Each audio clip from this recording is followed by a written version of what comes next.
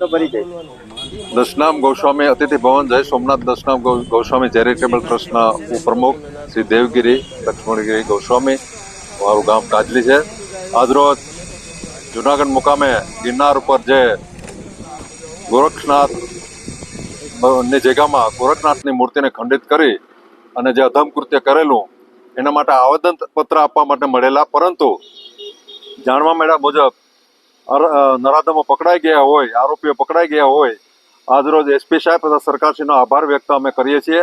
અને વિશેષમાં આ જે આરોપીઓ પકડાણા છે એને હિન્દુ ધર્મને, સનાતન ધર્મને હાથ લગાડી છે, એટલે એટલા માટે એને કડકમાં કડક સજા થવી જોઈએ.